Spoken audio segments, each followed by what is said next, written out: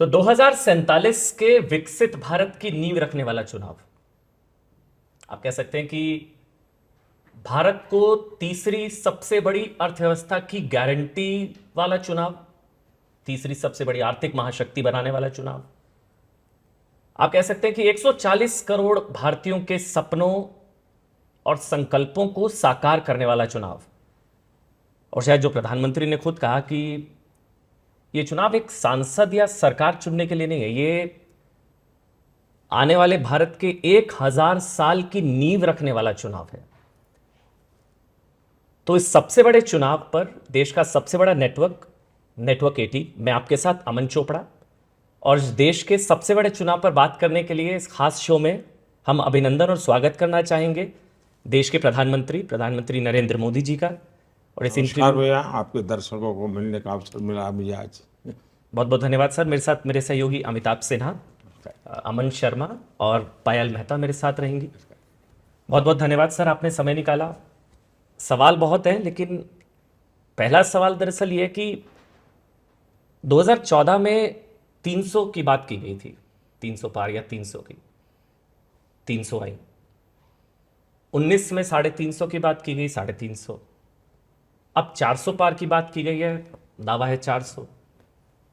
तो सर रफ्तार यही रहेगी तो फिर 29 में फिर 450 पार की बात होगी। मतलब ये सवाल मैं गंभीरता से इसलिए पूछ रहा हूं क्योंकि हम लोग जब फील्ड में हैं, अब चर्चा ये है कि मोदी 400 पार हो रहा है नहीं हो रहा है। हार जीत की शायद संभवतः बात कम हो रही है। अब सवाल एक ही है कि 400 पार हो रहे हैं मोदी या नहीं हो रहे। आपका एनालिसिस सर। एक तो आपके सवाल को मैं गंभीर ही मानता हूँ, मैं कोई लाइट नहीं मानता हूँ, और इसलिए मेरा जवाब भी बड़ा गंभीर ही रहेगा। आपने जो भूमिका बनाई, इतिहास में कुछ ऐसी घटनाएं होती हैं जो 1000 साल के भविष्य को तय कर देती हैं, और दुनिया के इतिहास में ऐसा हुआ है। मेरे देश में मैं देख सकता हूं कि ये समय ऐसा है कि इस समय होने वाली सभी सकारात्मक चीजें और सभी सकारात्मक शक्तियों को एक आने से 1000 साल के भविष्य की दिशा तय हो जाएगी, और वो भी सकारात्मक होगी।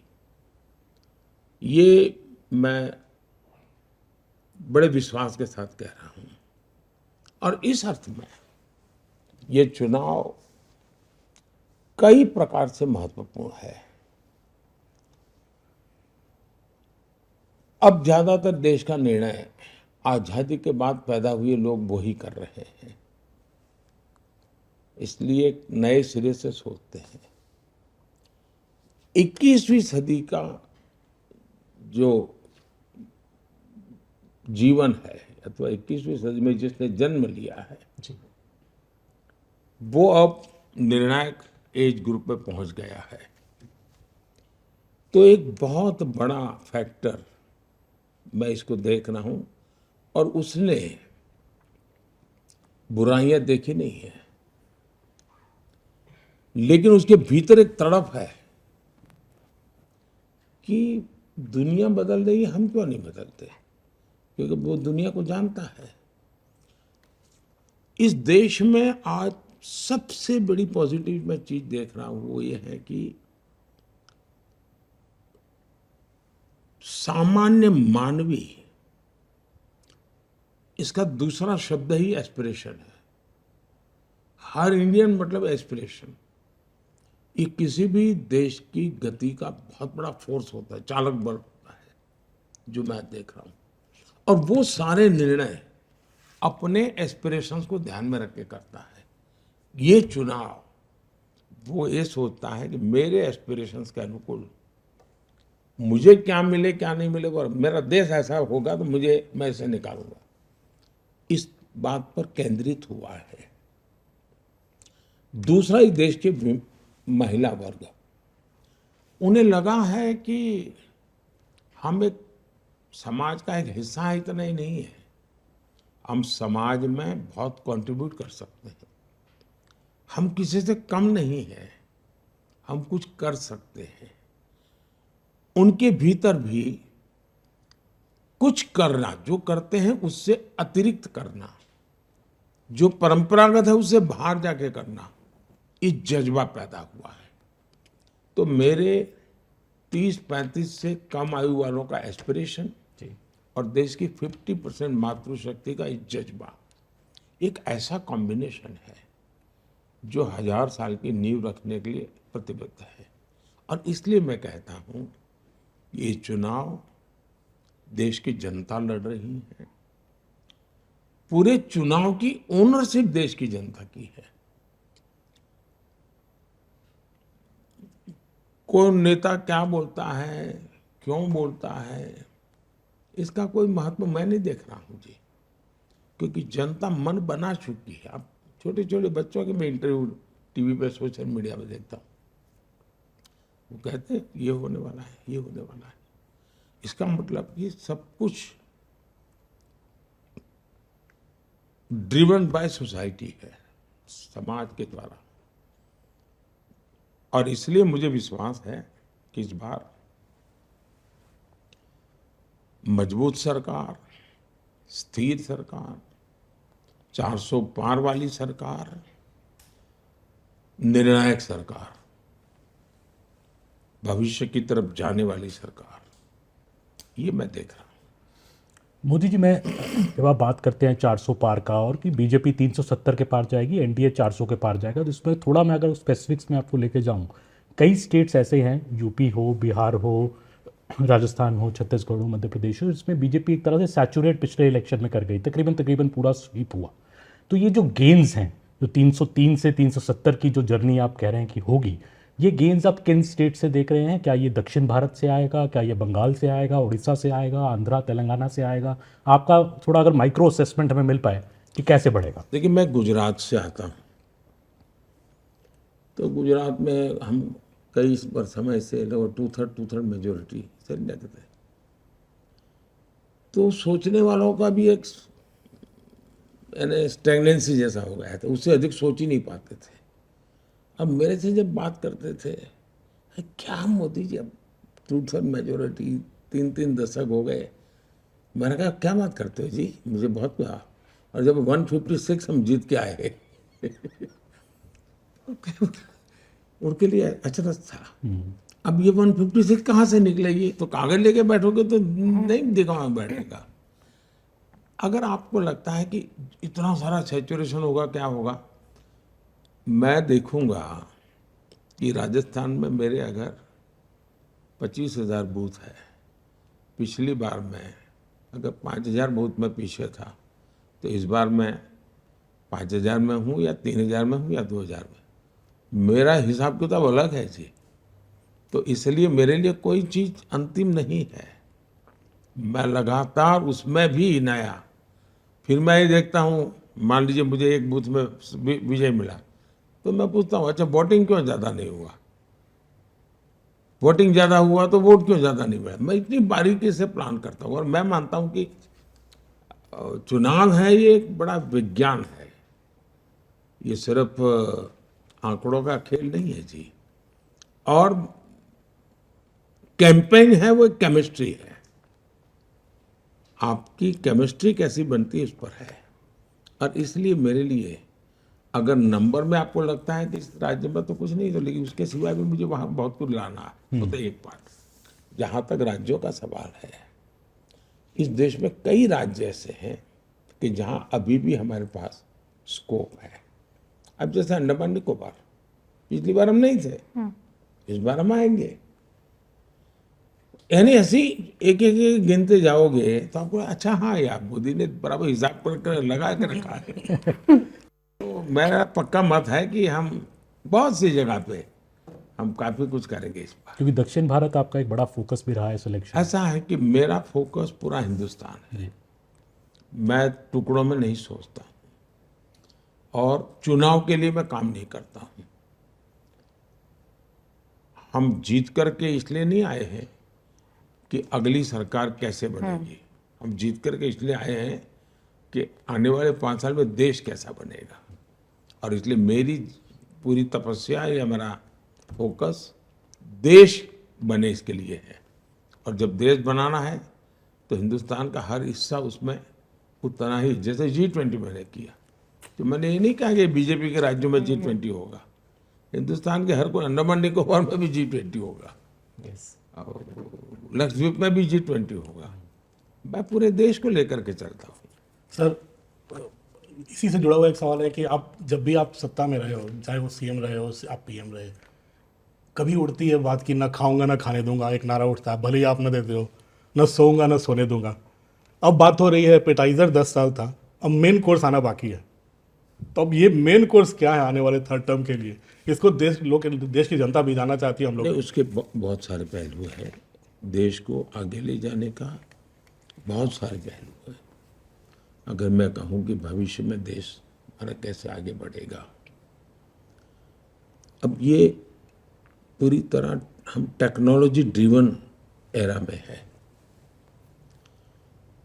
और टेक्नोलॉजी डिसरप्टिव है, ट्रांसफॉर्मेटिव है और इजीली एक्सेस है, यानी हर व्यक्ति बहुत अडप कर लेता है तुरंत।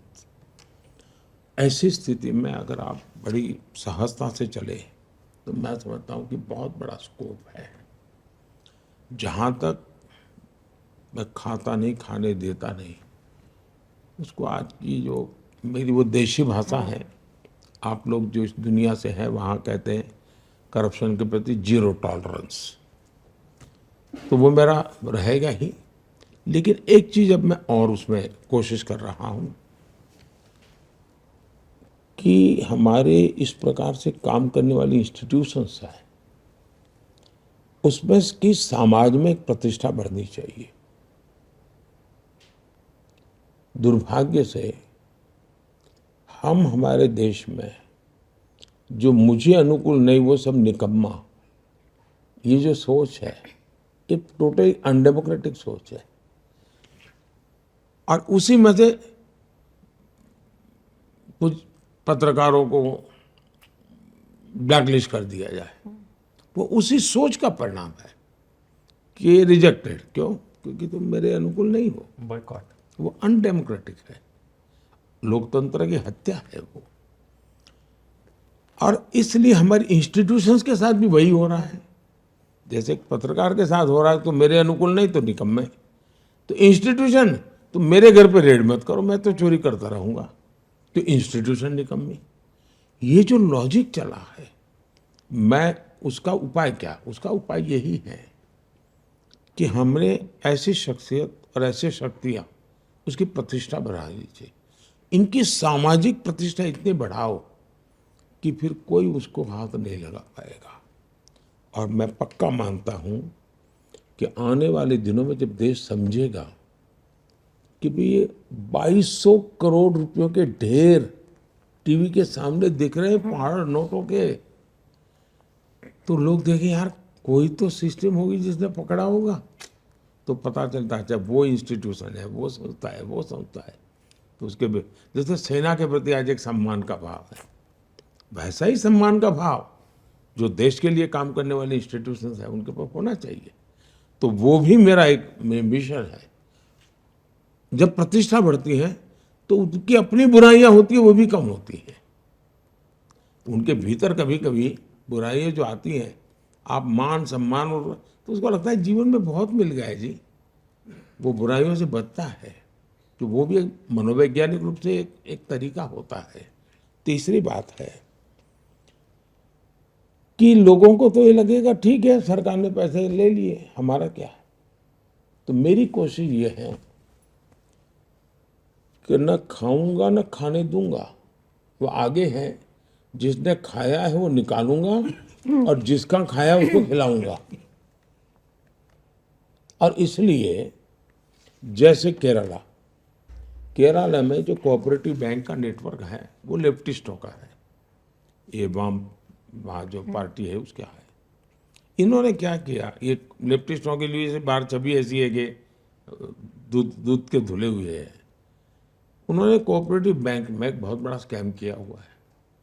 गरीबों के पैसे हैं, मिडिल क्लास के पैसे हैं, सैलरी वाले सोसाइटी उसके पैसे हैं, और बच्चों की भलाई के लिए बेचारों ने पैसे बैंक में रखे हैं, ये बैंक डूब गई। क्यों डूबी?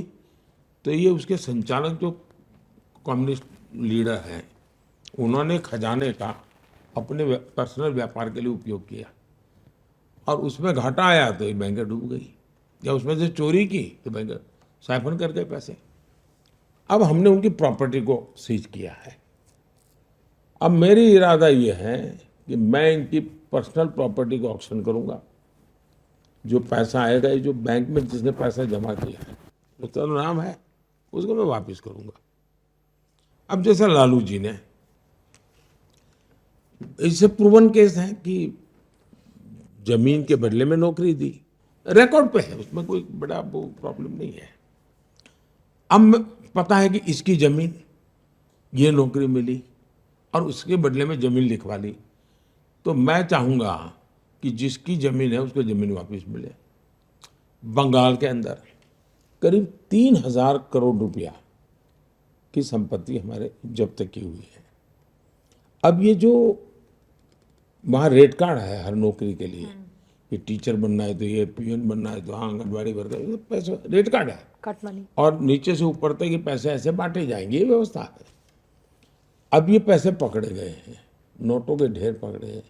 मैं खोज रहा हूँ कि जिसका ट्रेल मिले कि हाँ भाई उसने यहाँ से पैसा ब्याज से लिया था, ये तारीख को लिया था, इस तारीख को इसको दिया था, या बैंक से निकाला था को दिया था, तो मैं ऐसे जो ईमानदारी से मुझे हाथ लगेगा, हाँ ये पैसा रियली उसका मालिक यही है, मैं ये पैसे उसको वापस लौटाऊंगा।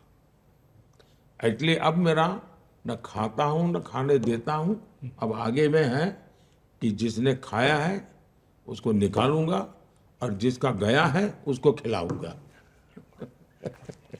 मोदी जी, क्योंकि मैं लंबा समय बंगाल में रही हूँ तो मेरा सवाल बंगाल से जुड़ा हुआ है। अब बंगाल में क्या बीजेपी के लिए प्रोस्पेक्ट्स दिखते हैं? और दूसरी बात यह है कि माँ माटी मानुष की बात करती थी ममता बनर्जी, आपके लिए भी मिक्स्ड इमोशंस रहते हैं। कभी आपको बहुत स्नेह से वो आम भी बेचती है, टॉक मिष्टी कहते हैं हमारे बंगाल में, मतलब खट्टा मीठा टाइप का रिश्ता है। आपको लगता है कि वो कंट्रोल नहीं कर पाई? जिस तरह के अट्रॉसिटीज हम देखते हैं महिलाओं के खिलाफ, हमने असेंबली इलेक्शन में भी जिस तरह का वायलेंस देखा, आपको लगता है she has lost control completely off the state? ऐसा है कि उनको ये राजनीति सूट करती है, इसलिए वो सरकारी मशीन का उपयोग ही इस मकसद के लिए करती है। एक प्रकार से उनका शासन पर इतना कंट्रोल है, लेकिन गलत दिशा में है। वे शासन पे कंट्रोल नहीं है और शासन में बैठे हुए कोई लोग करते, ऐसा नहीं है। वो खुद ही करवाती हैं, खुद ऐसे करने वालों को प्रोटेक्शन देती है। उनका खुद का कन्विक्शन है कि ये जो कुछ भी हो रहा है यही रास्ता है सत्ता में रहने के लिए। और मैं मानता हूँ मुख्यमंत्री जी मुझे आम भेज दें या मिष्टी दही भेज दें, वो तो शायद एक प्रोटोकॉल के हिसाब से वो करते रहते हैं, मैं उनका धन्यवाद भी करूंगा। लेकिन इसका मतलब ये नहीं है कि जो गलत हो रहा है उसके विषय में हम आंख बंद रख सकते हैं, ये तो नहीं हो सकता है। आप बंगाल में क्या प्रोस्पेक्ट्स देखते हैं भाजपा के लिए, खास करके इस इलेक्शन? भारतीय जनता पार्टी एक बहुत ही सफलता, इतनी तेजी से बीजेपी का ग्रोथ किसी राज्य में नहीं हुआ जितना बंगाल में हुआ। 3 में से हम 80 क्रॉस कर गए, 3 एमएलए थे। लेकिन मेरे देश का दुर्भाग्य देखिए और एक खान मार्केट गैंग देखिए कि जिसने सत्ता नहीं बनी इसलिए पराजय, अरे 3 से 80 क्रॉस कर गए भाई, बड़ा विजय था हमारा। लेकिन खान मार्केट गैंग ने देख लिया कि और भाजपा के तो सपने खत्म हो गए। आज हमारे एमपी बंगाल में और बड़े शान से काम कर रहे हैं जी। और इसलिए भारतीय जनता पार्टी के लिए बहुत तेजी से विकास है, अद्भुत स्वीकृति है, समाज के सभी वर्गों में है। और अब बंगाल के लोग दूसरा विभाजन नहीं देखना चाहते। अब बंगाल को टूटता हुआ देखने की तैयारी बंगाल के लोगों की नहीं है। सर, बंगाल के बाद एक बार मैं दिल्ली को लेकर सवाल पूछना चाहता हूँ। दिल्ली के मुख्यमंत्री अरविंद केजरीवाल 40 दिन तिहाड़ में गुजारे, बाहर चुनाव प्रचार वो कर रहे हैं। वो ये कह रहे हैं कि मतलब वो इकोसिस्टम या वो खुद इसको अपनी जीत बता रहे हैं, जैसे घोटाला हुआ नहीं, वो कह रहे हैं कि मुझे चुनाव जिताओगे तो मैं जेल नहीं जाऊंगा और रिजाइन बिल्कुल नहीं करूंगा, ये सब प्लॉट था मेरे अगेंस्ट। वो कह रहे हैं कि ये बेल है, मेरी जीत है। इसको आप किस तरह से देखते हैं सर? ऐसा है कि मैं व्यक्तिगत उनका जो मामला चल रहा है उस पर कोई भी टिप्पणी करूं उचित नहीं है, क्योंकि अभी मामला कोर्ट में है। मेरी चिंता कोई व्यक्ति नहीं है, मैं तो अदालत ने क्या कहा उसके पर अगर ध्यान केंद्रित करूं तो शराब घोटाले में हाईकोर्ट की टिप्पणी क्या है, हाईकोर्ट ने क्या कहा है, मैं उसको तो मानूंगा। एजेंसी ने क्या किया है छोड़ो, किसी बीजेपी स्पोक्स पर्सन ने क्या कहा है वो छोड़ो, वो स्वयं क्या कहते हैं वो छोड़ो। कम से कम हाई कोर्ट ने शराब घोटा के लेके बारे में जो कहा है और बहुत ही कड़ी टिप्पणी की है। अब चिंता का विषय ये है देश में और जो गंभीर है कि सार्वजनिक जीवन में कोई जिम्मेवारी नहीं रहेगी, अपनी खुद की बातों पर भी कोई कमिटमेंट नहीं रहेगा। सार्वजनिक जीवन में एक जमाना था, स्कूल में कोई बच्चा अगर कॉपी करता है और पकड़ा जाए तो महीने भर स्कूल नहीं आता था, उसके माँ बाप भी शर्माते थे, यार मेरा बेटा एग्जाम में कॉपी करने में पकड़ा गया था। ये स्थिति थी, यानी इन चीजों को बुरा माना जाता था हमारे समाज में। आज बेशर्मी के साथ सजा जिनको हो चुकी है, जिन पर गंभीर आरोप लगे हैं, उनको कंधे पे लेकर के आप सार्वजनिक रूप से नाच रहे हो, ये जो पतन हुआ है वो चिंता का विषय है। मुझे कोई पर्सन से लेना देना नहीं है।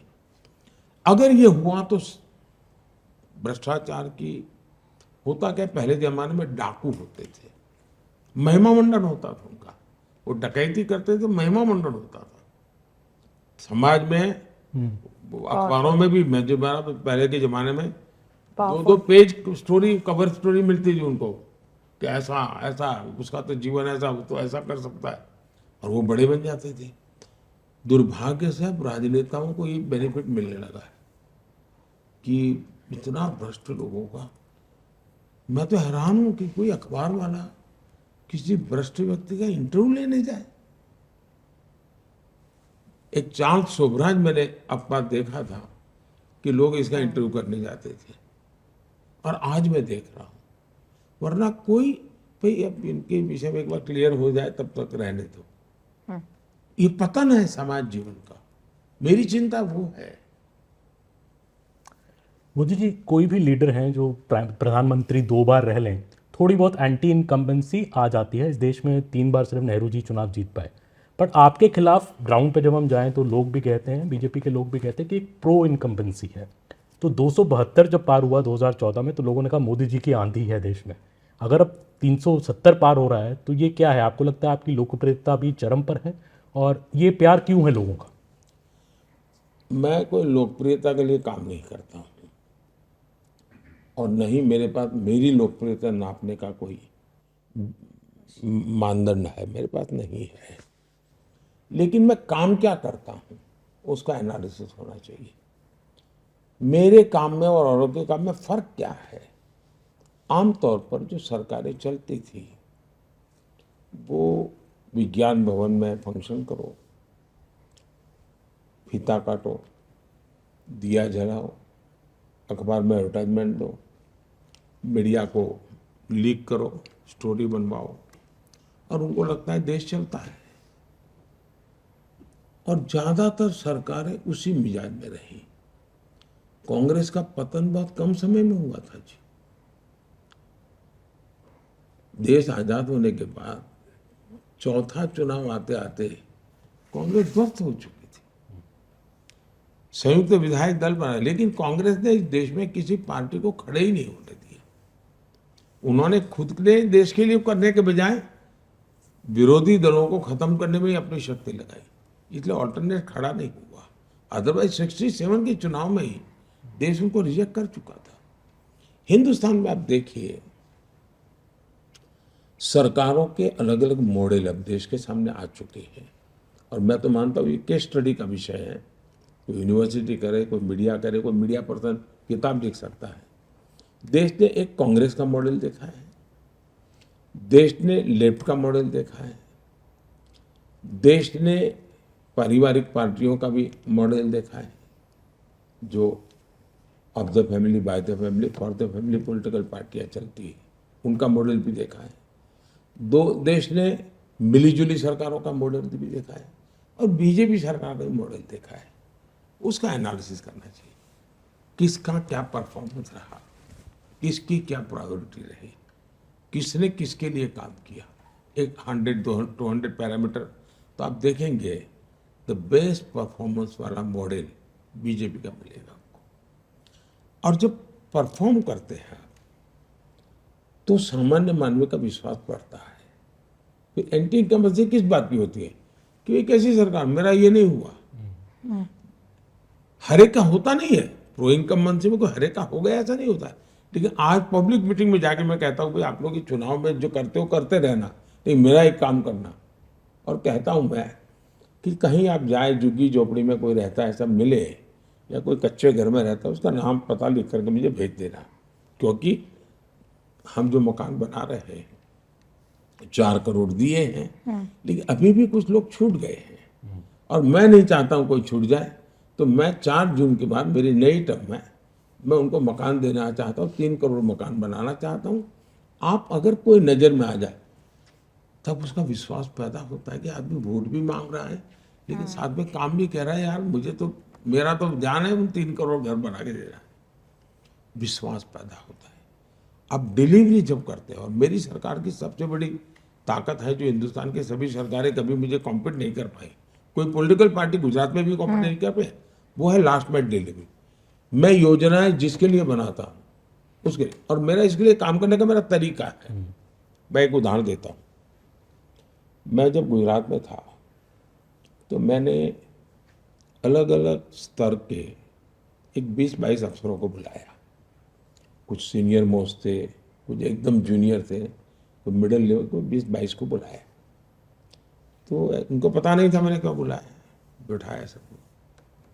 तो मैंने सबको एक पैड दिया लिखने के लिए, वो लेकर के ही आते हैं डायरी, मैंने उनको दिया। मैंने कहा मुझे आप बताइए कि एक वीडियो है, गांव में रहती है, अनपढ़ है, और सरकार की ये स्कीम है, उसकी वो हकदार है। उसको ये प्राप्त करने के लिए स्टेप 1 क्या करना, स्टेप 2 क्या करना, 3 क्या करना, 4 करना, कैसे करना, कहाँ जाना, मुझे आपकी मैंने डायरी दी, इसमें लिख करके बताओ। मैंने उनको कहा लिखो। यू बी सरप्राइज, सबके सब फेल हो गए। फिर मैंने कहा, मैं कुछ वो नहीं, बड़े प्यार से बात करता था। मैंने कहा मुझे बताइए भाई, आप IAS अफसर हैं, किसी की 20 साल की नौकरी हो गई, किसी की 2 साल की हो गई, आपको पता नहीं है कि एक वीडियो को बेनिफिट लेने के किस किस जगह से गुजरना पड़ता है, फॉर्म कहाँ से लेना होता है, अप्लाई का।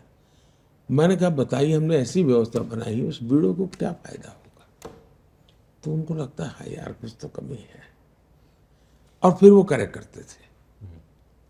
तो मेरे दिल में ये रहता है कि भाई मैं योजना बना दूँ, वाहवाही करूँ, एक एडिटोरियल छप जाए, ठीक है, मेरा गुजारा हो जाएगा।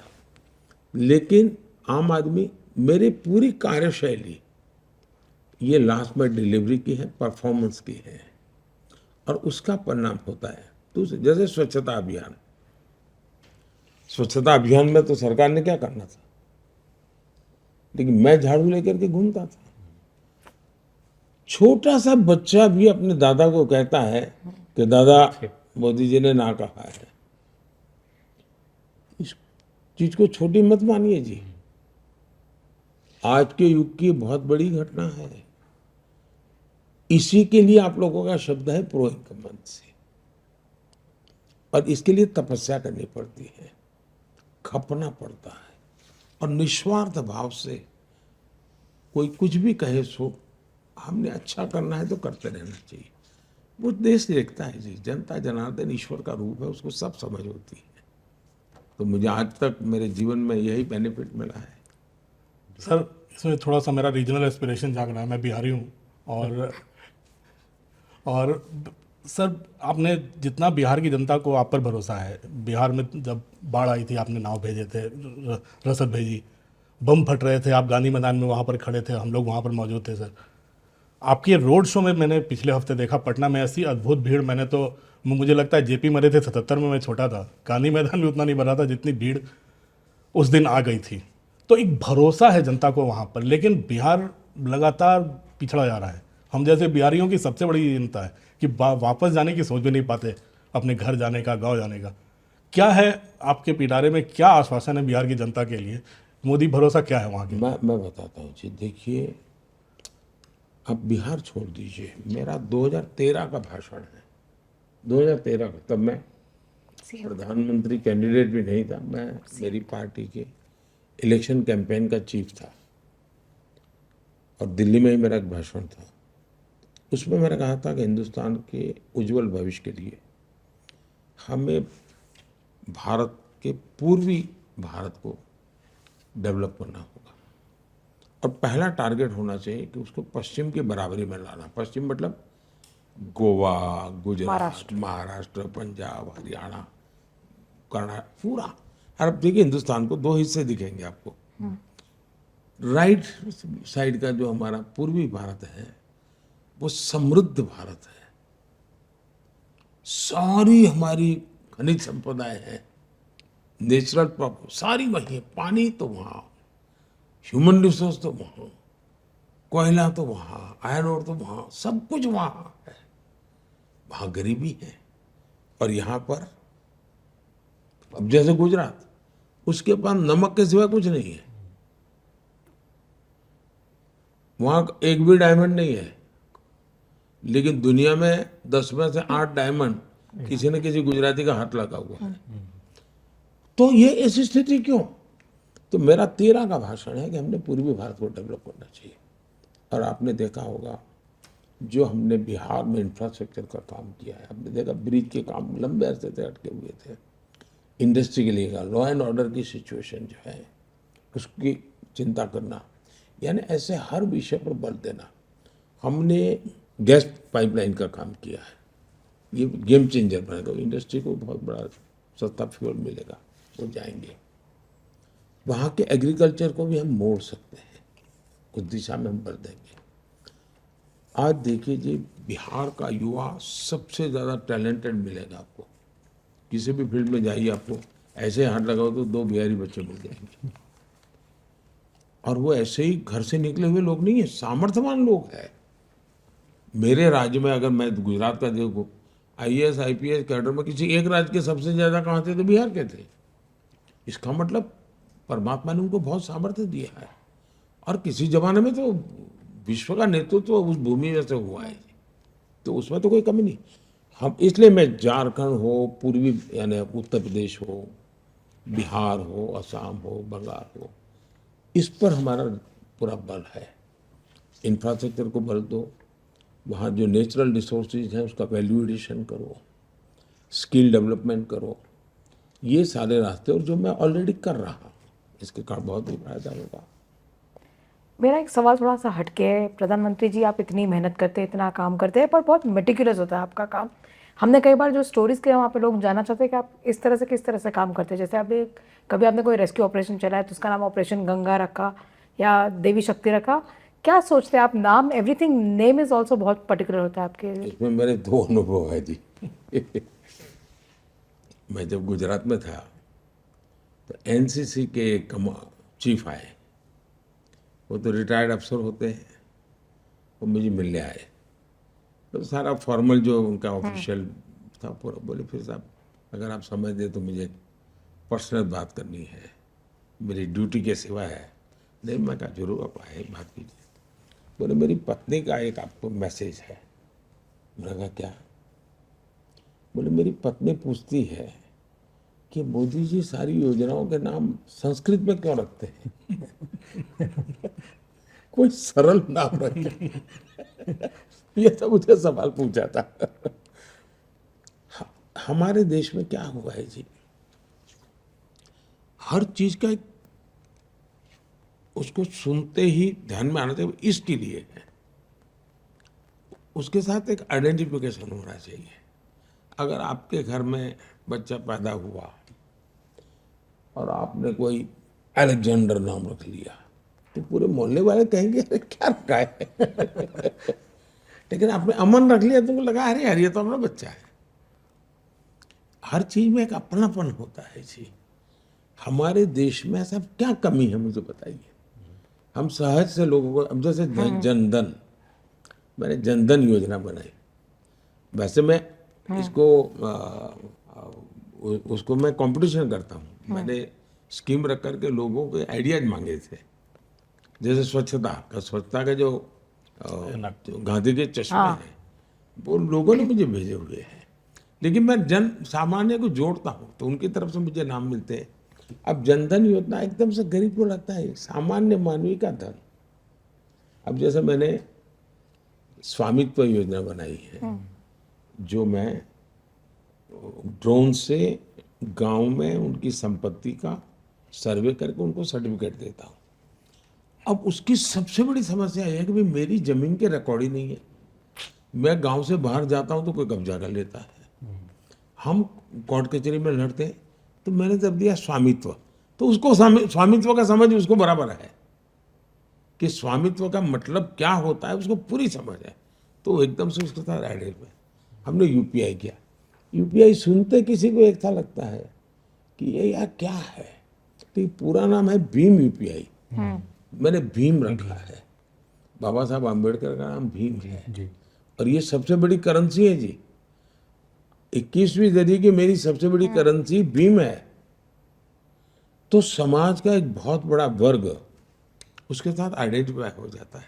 अच्छा ये तो हमारा है जी। और इसलिए मैं मानता हूं कि हमने योजनाएं उसी प्रकार से मैं ये ऑपरेशन करता था। ऑपरेशन ऐसे नाम रहते थे जी। अब मैंने कावेरी रखा था, क्यों? तो ज्यादातर उस इलाके के लोगों को एफेक्टेड थे, उनको मुझे लाना था, तो मेरे लिए वो सूट करता था कावेरी। मैंने चंद्रयान के लिए शिव शक्ति रखा। तो मेरे मन में था कि भाई पूरे ब्रह्मांड के साथ जुड़ा हुआ कोई नाम क्या है, तो ये है। तो मैं बड़ी सरलता से लोगों को रखता हूँ। इसमें एक तो मेरा अपने पास जो मेरा सॉफ्टवेयर ईश्वर ने दिया हुआ है, वो जो प्रोसेस करके निकालता है वो भी ऐसी ही चीज़ें निकालता है।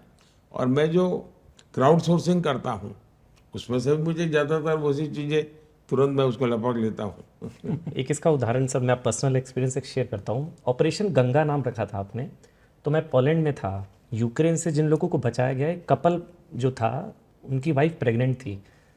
तो जब उन्होंने बोला कि जब ये बेटी जो पैदा हो रही है तो मैं इस बेटी का नाम गंगा रखूँगा, तो वो मुझे अभी याद आया। लेकिन मैं सवाल दरअसल चुनाव प्रचार को लेकर पूछूंगा कि पूरे चुनाव प्रचार में समाज में वोट के लिए दरार पैदा करने की कोशिश की गई।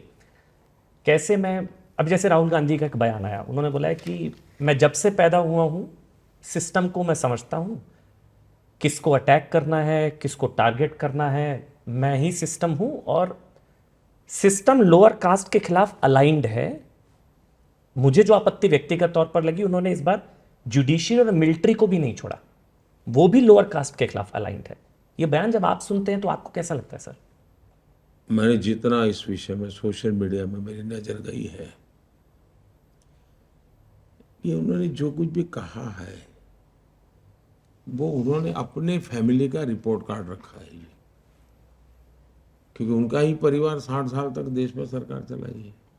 तो ये जो कुछ भी बातें कर रहे हैं वो अपने फैमिली के सोच, विचार, आचार, उसी की बात दुनिया को बता रहे हैं वो। तो एक प्रकार से तो अच्छी बात है, कम से कम उन्होंने दुनिया को बता दिया कि भाई ऐसे लोग हैं। अब आप बच के रहो। दूसरा विषय है जी, मैं देखता हूँ देश में राजनीति करने का कुछ सरल रास्ते जो लोगों ने खोजे हैं, और जिसमें इंडिया अलायंस के करीब करीब सभी पार्टियां फंसी हुई हैं या उनको वो सूट करता है। 3 चीजें प्रमुख रूप से उभर करके आती हैं। एक घोर सांप्रदायिक लोग है, सेक्युलरिज्म का चोला पहना है उन्होंने, बुर्का पहना है, लेकिन वो कम्युनल ही है। वे उनके लिए हर चीज देखते ही कोई भी आइडिया आता है तो कम्युनल फ्रेम में ही आता है उनको, उसके बारे में उनको कुछ आता ही नहीं है। दूसरा, ये घोर जातिवादी है।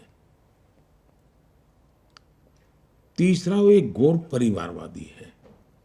ये 3 चीजें, ये सभी कुनबे जो इकट्ठे हुए इनके कॉमन है, उसमें कोई आप, मैं कहता हूं उसको टिक मार करके देख लीजिए, आपको मिलेगा ऐसा ही है। और समस्या की जड़ यही है, और इसलिए ये आज नहीं, पहले भी उन्होंने ऐसे ही कहा है, और जब चाहे वो बदला है उन्होंने। आपको इंदिरा गांधी का भाषण मिलेगा जिन्होंने जातिवाद के खिलाफ बहुत लंबे भाषण किए हैं, और उन्हीं के परिवार के लोग जातिवाद के ऊपर लंबे लंबे भाषण देते सुनाई दे रहे। मतलब कोई सोशल रिस्पॉन्सिबिलिटी नहीं, अकाउंटेबिलिटी नहीं, जो मर्जी पड़े जब चाहे वो कुछ भी बोलो और भाग जाओ, दुनिया को गुमराह करो, ले लो। तो मेरे जैसे व्यक्ति को जो सिद्धांतों को, आदर्शों पर, विचारों पर चलता है, उसको जरा मेहनत ज़्यादा पड़ती है, और जिसको मेरा विरोध करना है उसके लिए भी सरल हो जाता है। ये तो बड़ा आइडियल है, क्या करके उसको कुछ भी विरोध करना बड़ा सरल हो जाता है। जी, राहुल गांधी से जुड़ा सर मैं एक और सवाल पूछूंगा कि ये बात देश में बहुत है कि ऑपोजिशन स्ट्रांग नहीं है, मोदी जी के खिलाफ ऑपोजिशन स्ट्रांग नहीं हो पाया। इसका एक बड़ा कारण ये भी कि ऑपोजिशन के जो नेता हैं जो कैंपेन लीड कर रहे हैं, एक तरह से राहुल गांधी हैं, 2 दशक से ज़्यादा राजनीति में है, पर एक कुछ लोगों का कहना है कि वो मैच्योर उतना नहीं हो पाए, और कुछ लोग ये भी कहते हैं कि शायद राहुल गांधी सबसे बड़ा एक एसेट है बीजेपी का, क्योंकि वो ऐसी अब बयान देते हैं कि आपको उससे और एमुनिशन मिलता है कांग्रेस को एक्सपोज करने के लिए। आपको लगता है राहुल गांधी की जो ये कमी है उसका देखिए, फायदा? मैंने अभी तक आपके एक भी प्रश्न का जवाब किसी व्यक्ति के संदर्भ में नहीं दिया है। आपने व्यक्तियों का नाम लिया है, मैं उससे परे होकर के बात करूंगा, और मुझे वो अब मेरी मर्यादाओं का पता है। तो मैं किसी के नाम का अपने उल्लेख किया, इससे मुझे कोई लेना देना नहीं। मैं जनरल वे में आपको जवाब दूंगा।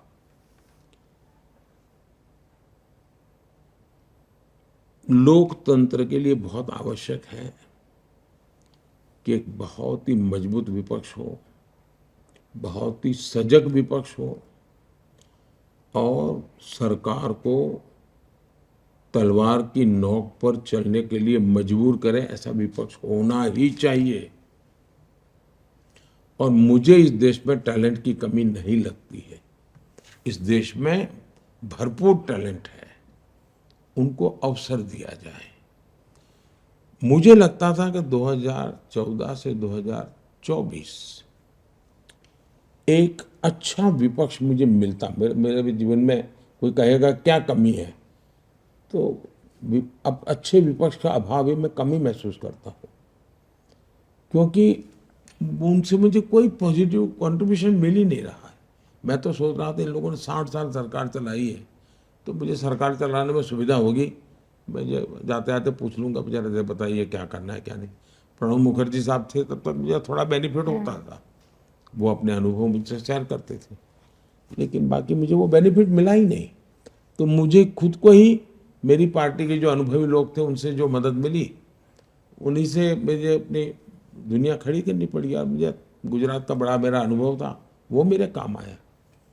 विपक्ष किसी भी प्रकार से काम नहीं आया, और नकारात्मकता इतनी कि देश हित के अत्यंत महत्वपूर्ण निर्णय जो कभी उनकी खुद की पार्टी के मैनिफेस्टो में है, वही आज उनको पॉलिटिकली बेनिफिट लेने के लिए उसे उल्टा करना, ये चीज मैं समझता हूं कि चिंताजनक है। लेकिन मैं इस बात से सहमत हूं कि भारत जैसे लोकतंत्र में मजबूत विपक्ष होना चाहिए, सक्रिय विपक्ष होना चाहिए और बहुत ही वेल ट्रेड, वेल इन्फॉर्म विपक्ष होना चाहिए। इसका लाभ होता है जी। मैं गुजरात में था सीएम, मेरे यहाँ विपक्ष में जो लोग थे, लेकिन सभी आज सीएम वगैरह बैठते थे तो उसका एक दबदबा रहता था जी, और उसका लाभ होता था। हाउस में ट्रेजरी बेंच के लोग भी इधर उधर होते नहीं थे जी, उसका बेनिफिट होता था। अभी तो हालत ऐसी नहीं है जी। मेरे दिल में एक दर्द है ये।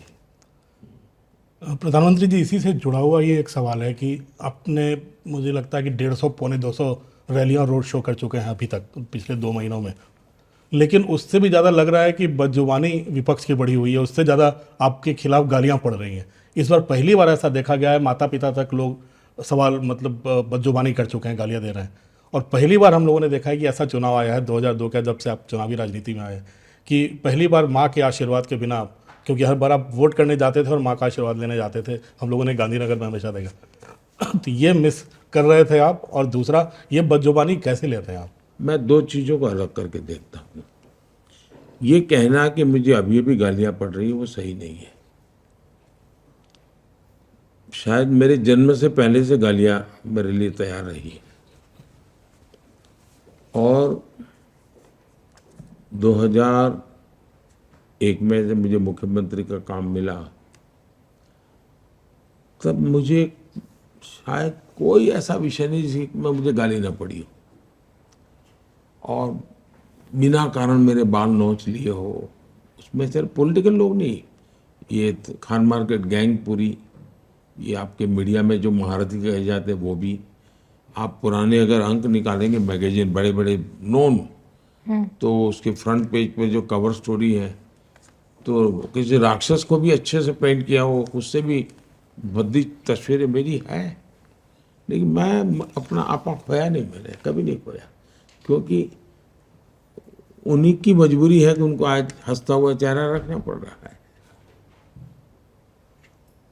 और उनको एक साल में अगर 24 अंक निकलते हैं तो 12-15 में तो माल बेचने के लिए मोदी की जरूरत पड़ती है। तो मैं अपने कर्तव्य के लेके चलता हूँ। अच्छा होगा कि लोकतंत्र में सार्वजनिक में शुचिता का पालन हो, मर्यादाओं का पालन हो, आलोचना हो, लेकिन अच्छी भी तो हो सकती है, अच्छे ढंग से भी हो सकती है। ऐसा नहीं हमसे भी कोई गलती नहीं हुई होगी जी, मैं नहीं कहता हूँ, लेकिन हम सब ने सोचना चाहिए। मैं किसी को उपदेश दूँ इसका क्या मतलब है? मोदी ने खुद ने भी कभी गलती की होगी, मोदी के साथियों ने भी गलती की होगी, लेकिन भारत में ये स्थिति ठीक नहीं है, जो हो रहा है ठीक नहीं है। मैं आपसे एक सवाल और पूछना चाहूँगी युवाओं से जुड़ा। आपने हमेशा कहा है कि जो युवा है वो हमारे आने वाले 50 साल का भविष्य तय करेंगे। तो जो हमारे जो खेल प्रेमी युवा है सर, आपने कई जगह पे बताया कि 2036 की ओलंपिक्स की हम बिडिंग करेंगे। सर उसकी क्या तैयारी हमारे खेल से जुड़े जो युवा हैं वो जानना चाहते हैं आपसे। बहुत ही अच्छा सवाल आपने पूछा है। जिसने G20 का पूरा बारीकी से एनालिसिस किया होगा वो इस विश्वास कर सकता है कि हाँ, अब भारत की क्षमता है, भारत की क्षमता है इन चीज़ों को करने की।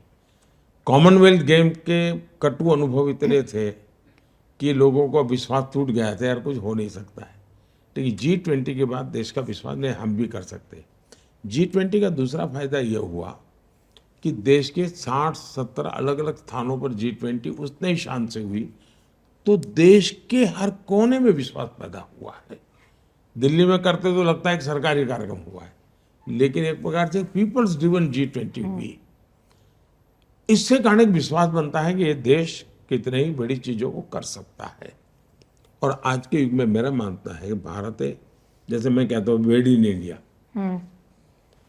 तो उसके पीछे मेरे मन में है कि एक इंफ्रास्ट्रक्चर तैयार होता है, धनी लोग खर्चा करते हैं, यहाँ रहते हैं। उसी प्रकार से मैं कहता हूँ कॉन्फ्रेंस डेस्टिनेशन इंडिया में होना चाहिए। उसी प्रकार से मैं कहता हूँ कि भाई हमारे यहाँ स्पोर्ट्स इवेंट्स होने चाहिए। और मैं आजकल छोटे मोटे, अब जैसे मैं 2029 यूथ ओलंपिक मैं चाहता हूँ कि देखो इसको, चेस का वर्ल्ड ओलंपिक मैं कहता हूँ, आपने बीच ओलंपिक्स का भी जिक्र किया। बीच ओलंपिक मैंने कहा हाँ ले आओ। 2036 हम ट्राई करें। और अभी से मैंने एक टीम बनाई है, उसको मैंने कहा है कि भाई जितने भी ओलंपिक होंगे उसमें ऑब्जर्वर के नाते 2 महीने वहाँ जाओ, स्टडी करो हर बारीकी के। और उससे भी आगे मैं बताता हूँ, मैं अटलांटा में ओलंपिक देखने गया था यूएसए में।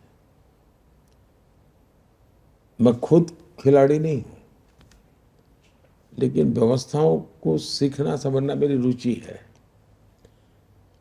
तो मैं जाकर के देखा कि भाई इतना बड़ा इवेंट ऑर्गेनाइज कैसे करते हैं। तो मेरी प्रिय कुछ गेम में देखने जाता रह जाए, भारत के लोग खेल रहे तो, लेकिन पूरा समय मैं देखता था तो मैंने देखा बड़ा इंटरेस्टिंग था उन्होंने क्या किया था। और मैं कभी कभी बता, मैनेजमेंट मेरी एक रुचि है, चीज़ें सीखने का मेरा शौक है। 200-250 किलोमीटर दूर से कोई आ रहा है, कितने दूर तो 200-250 किलोमीटर उसको पार करनी होगी अपनी गाड़ी, ओलंपिक स्टेडियम से 200-250 किलोमीटर। मतलब एक कार का वहाँ बस होगी, तो कार खाली करो, बस में बैठेगा।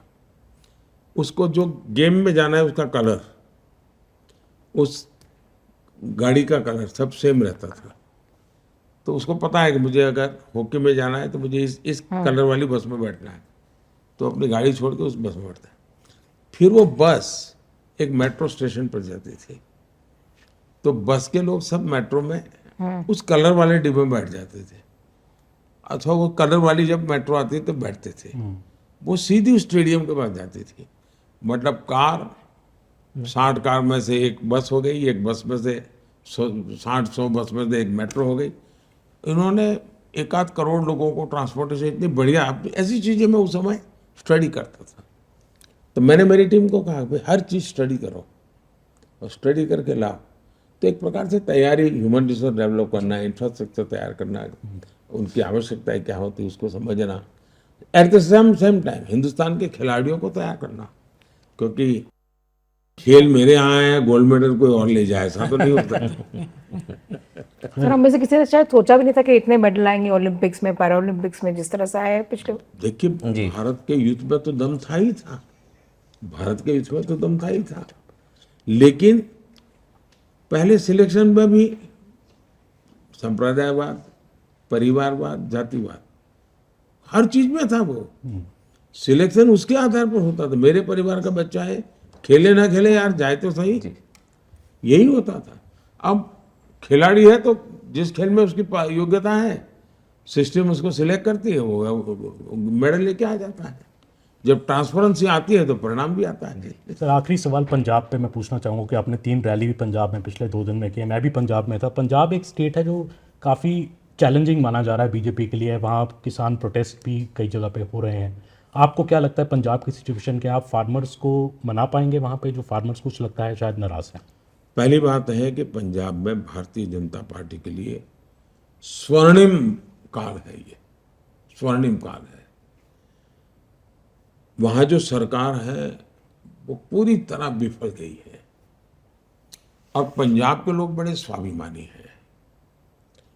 उनको दिल्ली से रिमोट से कोई सरकार चलाए, इसको वो पंजाब का अपमान मानते हैं, और ये इनके जहन में है। और सबसे ज़्यादा तब हुआ कि एक मुख्यमंत्री सरकार चलाने के लिए, गाइडेंस लेने के लिए दूसरे मुख्यमंत्री को जेल में मिलने जाए, तो ये पंजाब को बहुत हर्ट कर रहा है कि भाई ऐसा कैसी सरकार जो दिल्ली के लोग चलाएंगे, तो फिर पंजाब की क्या है? इसका गुस्सा है, ये चुनाव में बाहर आने वाला है।